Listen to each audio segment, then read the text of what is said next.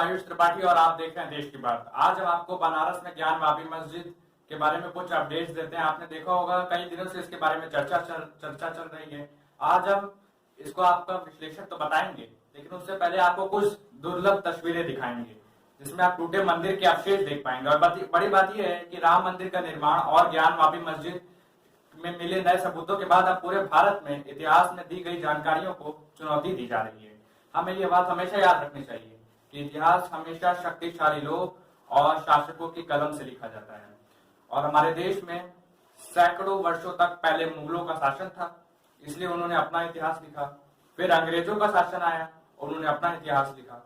और आजादी के 75 वर्षों में आज ऐसा पहली बार हुआ है कि जब इतिहास को जो दूसरों ने लिखा है, उस इतिहास को जो हमारे देश में चुनौती दी जा रही है। यानी भारत के लोग अब धीरे धीरे जागृत हो रहे हैं और वो अब जो बातें उन्हें पढ़ाई गई हैं, दिखाई गई हैं, बताई गई हैं, आप उन्हें चुनौती दे रहे हैं। आज इस मामले में कई महत्वपूर्ण नई बातें पता चली हैं और हमने उन दुर्लभ तस्वीरों को भी ढूंढ कर निकाला है जो काशी मंदिर के बचे हुए अवशेष आपको साफ दिखेंगे उस तस्वीरों में। इनमें इस तस्वीर में मस्जिद के पश्चिमी हिस्से की दीवार दिख रही है जो मस्जिद के मूल ढांचे से बिल्कुल अलग। आप भी अगर ध्यान से देखेंगे तो आपको पता चलेगा कि ये दीवार असल में मस्जिद के मूल ढांचे का हिस्सा है ही नहीं। असल में ये दीवार उस मंदिर का बचा हुआ एक अवशेष है जिसे औरंगजेब के आदेश पर वर्ष 1669 में तोड़ दिया गया था। ये तमाम तस्वीरें हमने विजय शंकर रस्तोगी से मिले हैं जो वर्ष 1991 में पहली बार इस मामले में कोर्ट में लेकर गए थे।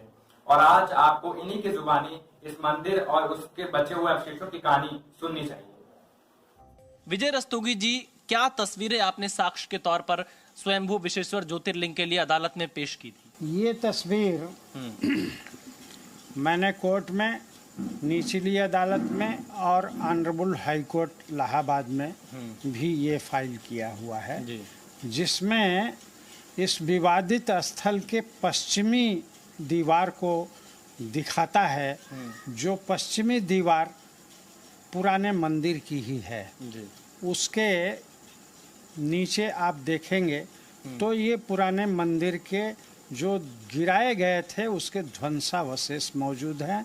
और इधर श्रृंगार गौरी का जो पूजन होता है, श्रृंगार मंडप था जिसमें कि श्रृंगार गौरी का पूजा वगैरह होता था। ये जो तहखाना है इसमें व्यास जी का जो है वो सारा सामान, हिंदुओं का अभी तक भी सामान वगैरह जो है वो सब इसमें रखा जाता है। जो यज्ञ व पूजा पाठ वहाँ और रामचरितमानस आदि का जो महोत्सव होता है वहाँ पर, उसके सारे सामान इसी में रखे हुए हैं। ये तहखाना किस तरफ से? नंदी जी की तरफ से है? नंदी के ठीक सामने ये तहखाना है, दक्षिण तरफ। ये श्रृंगार गौरी की तस्वीर हमको लगी। श्रृंगार गौरी की तस्वीर है जो श्रृंगार गौरी की पूजा हो रही है।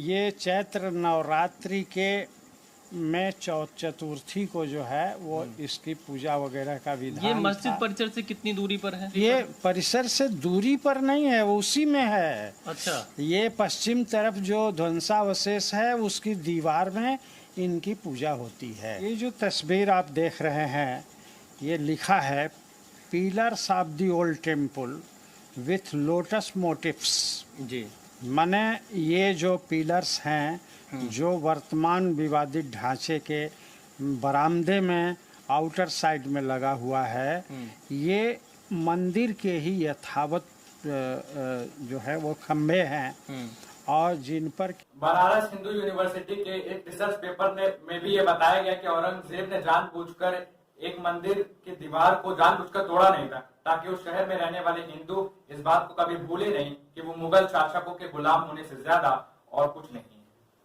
अब हम आपको ज्ञान वापी परिसर में मौजूद उस वजू खाने का एक नया वीडियो दिखाएंगे जहां शिवलिंग मिलने का दावा किया गया है।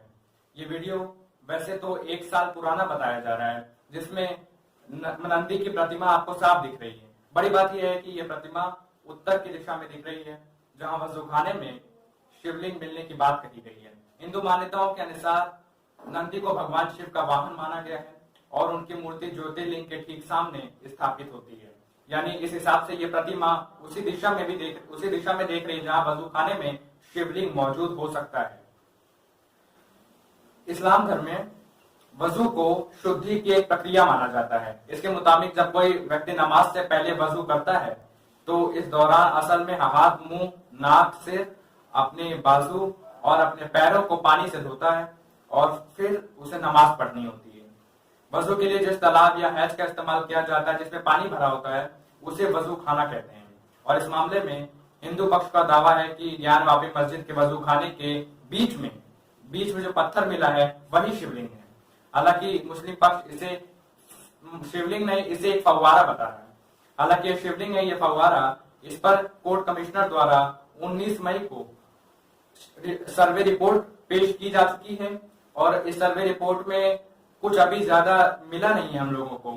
अफवाहें बहुत चल रही हैं, बातें बहुत चल रही हैं, सोशल मीडिया पर बहुत सारी बातें आ रही हैं, लेकिन अभी इंतजार करना होगा। अभी जुलाई में जिला कोर्ट इसका निर्णय लेगा, उसके बाद सही जानकारी हमें मिलेगी कि वहां पे क्या था। आज जो आपसे बात ये कहना चाहते हैं कि वो यहाँ से कहीं आगे की बात है, बड़ी बात है। ये तो एक मंदिर और एक मस्जिद के इतिहास की बात है, लेकिन बड़ा मुद्दा ये है कि इतिहास वही लोग लिखते हैं जो शक्तिशाली होते हैं, जो शासक होते हैं। एक जो इतिहास रूलर यानी शासकों द्वारा लिखा जाता है इतिहास, जो अपनी ताकत के बल पर एक बड़ी आबादी पर राज करते हैं और उनके ताकत के बल पर ही उनके मन मुताबिक ही कलम चलती है और उनके मन मुताबिक ही इतिहास लिखा जाता है। वह इतिहास रचते हैं जिनके सैकड़ों वर्षों के बाद लोग पढ़ते हैं। वर्ष 1536 से 1857 जब भारत पर मुगलों का राज था, उस समय ये इतिहास मुगलों के दरबारी इतिहासकारों द्वारा लिखा गया था और इसमें मुगल शासकों को भारत के एक नायक के तौर पर पेश किया गया। जैसे वो बहुत बड़े हीरो हैं और बहादुर योद्धा हैं, ऐसे अकबर को अकबर द ग्रेट कहा गया। और मुगलों ने हिंदू पर जो अत्याचार किया और जो सैकड़ों मंदिर तोड़कर मस्जिद बनाई, उसकी वास्तविकता को भी अपने हिसाब से इतिहास तोड़ मरोड़ कर पेश किया और वही इतिहास हम, आप और हम अब तक पढ़ते आ रहे हैं। इसी तरह मुगलों के बाद जब अंग्रेज भारत आए तब उन्होंने भी भारत के इतिहास को अपने हिसाब से लिखा। अंग्रेजों ने भारत का इतिहास जो लिखा उसमें भारत की सांस्कृतिक पहचान, उनके मूल व्यवहार और उसकी वास्तविकता को हमेशा छिपा कर लोगों से रखा। और सबसे बड़ी बात यह जो अंग्रेजों ने हमें दी वो हीन भावना। अंग्रेजों ने अपने शासन के दौरान हर भारतीय के मन में एक हीन भावना भर दी, जिसमें यह बताया गया कि भारतीय जो हैं वो बहुत छोटे स्तर के इंसान हैं और उनके इतिहास कोई कुछ नहीं उनके पास अधिकार। और यही बात आगे तक चलती चली गई और बाद में भी जो लोग आजाद भारत में भी पैदा हुए उनके मन में भी वो हीन भावना चलती चली गई। 15 अगस्त 1947 को जब भारत आजाद हुआ तब भी हमारे देश में इतिहास की रूपरेखा बदली नहीं। होना ही चाहिए था कि जब भारत आजाद हुआ तब उसे अपना नया इतिहास लिखना चाहिए था, उसे अपने बारे में सही बातें लिखनी चाहिए थी, अच्छी बातें लिखनी चाहिए थी, व्यवस्था को बदल देना चाहिए था। और लेकिन ये हुआ नहीं। ये हुआ इसलिए नहीं क्योंकि आजादी के बाद भारत पर ऐसे ही नेताओं ने शासन किया जिन्होंने अंग्रेजों की एक बी टीम की हिस्सा था। ये नेता अंग्रेजों की बी टीम इसलिए थे क्योंकि इन्होंने भारत की आजादी के बाद भारत के लोगों के मूल स्वभाव और उनकी जरूरतों को कभी समझा ही नहीं। और तब हमने संविधान से लेकर देश के कानून तक सब कुछ अंग्रेजों से कॉपी पेस्ट कर लिया, यानी जो अंग्रेज छोड़ के गए थे उसी व्यवस्था पर हमने जारी रखा, उसमें कुछ जोड़ा नहीं, नया नहीं जोड़ा। आजादी के बाद भारत में वही शिक्षा व्यवस्था लागू रही जो अंग्रेज भारत लेकर आए थे। इसी तरह भारत का संविधान भी अंग्रेजों के शासन प्रणाली से ही प्रभावित रहा। इसके अलावा हमारे संसद, हमारी न्यायपालिका, हमारी अफसरशाही, हमारी शासन व्यवस्था हो, यहाँ तक हमारे कानून भी वही रहे जो अंग्रेजों ने बनाए थे। और इसका सबसे बड़ा उदाहरण अभी हाल ही में आपको देखने को मिला होगा, राजद्रोह कानून जिसे सेडिशन लॉ कहते हैं। ये कानून भी अंग्रेजी सरकार ये कानून वर्ष 1870 में भारत के क्रांतिकारियों का दमन करने के लिए लाई थी, लेकिन यह कानून आजादी के 75 वर्ष बाद भी आज भी हमारे देश में मौजूद है। इस पर हाल ही में सुप्रीम कोर्ट ने अभी रोक लगाई है।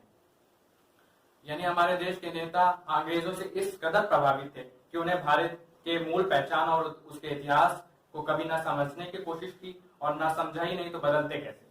ये बात सही है कि कोई भी देश चाहकर इतिहास को दोबारा लिख नहीं सकता, लेकिन ये बात उतनी ही सही है कि इतिहास में हुई गलतियों को सैकड़ों वर्षों के बाद भी सुधारा तो जरूर जा सकता था। और गलत इतिहास को चुनौती भी दी जा सकती थी, क्योंकि अब हमारे देश में जो शुरू हो चुका है, उदाहरण के लिए अमेरिका में अश्वेत नागरिक जॉर्ज फ्लॉयड की हत्या के बाद जो ब्लैक लाइव्स मैटर आंदोलन शुरू हुआ, उसमें अमेरिका और यूरोप के तमाम देशों को उनके नस्लीय भेदभाव के सही इतिहास के बारे में जानने पर मजबूर कर दिया। इसका सीधा असर ये हुआ कि बड़े बड़े शहरों में जो स्लेव ट्रेडर्स की प्रतिमाएं लगी हुई थी, उन्हें या तो तोड़ दिया गया या तो लोगों के दबाव के बाद हटा दिया गया। इसमें से अनेक स्लेव ट्रेडर्स ने अपने अपने शहरों में, इलाकों में स्कूल, अस्पताल और सड़कें बनवाई थी। लेकिन इस आंदोलन के बाद लोगों ने समझा कि स्लेव ट्रेडर्स ने भले ही स्कूल और अस्पताल बनवाए हों, लेकिन उन्होंने अश्वेत लोगों को गुलाम बनाकर उन पर अत्याचार भी किया था। यानी इतिहास में जो कमियां रह गई, उन्हें वहां के लोगों ने सुधारने की कोशिश की।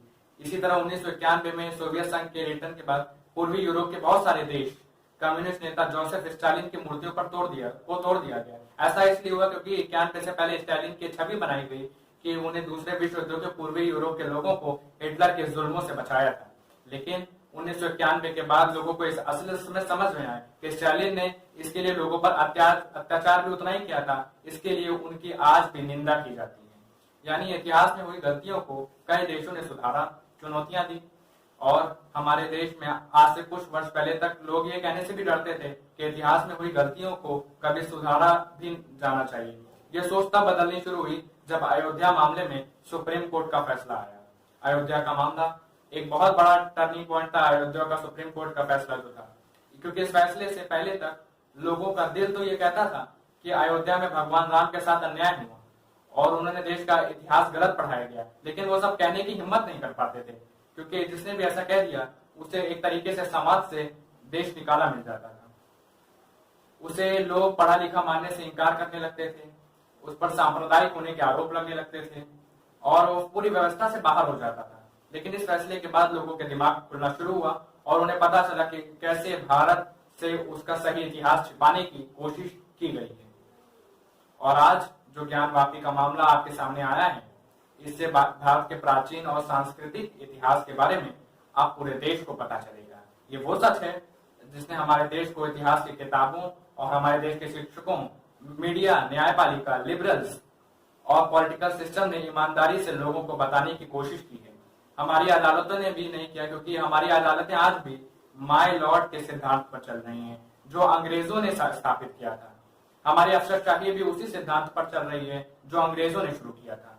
लेकिन अब ये स्थिति बदल रही है, क्योंकि अब इसमें नए बदलाव आ रहे हैं और अब इसमें नए भारत के नए इतिहास को एक नई दिशा दे रही है। आज आप देखेंगे ऐसे जितने भी मामले हैं जहाँ देश में मंदिरों को तोड़कर मस्जिद बनाई गई, अब उन सब पर हमारे देश में बात होनी शुरू हो गई है।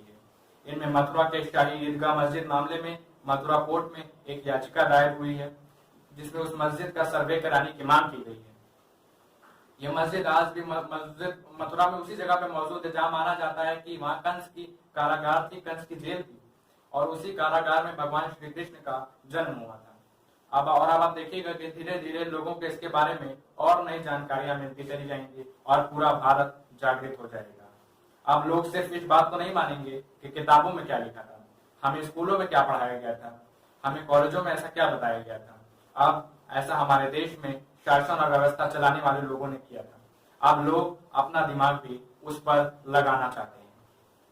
तो चलिए आज के लिए बस इतना ही। मिलते हैं आपसे जल्दी, तब तक के लिए सुरक्षित रहिए, खुश रहिए।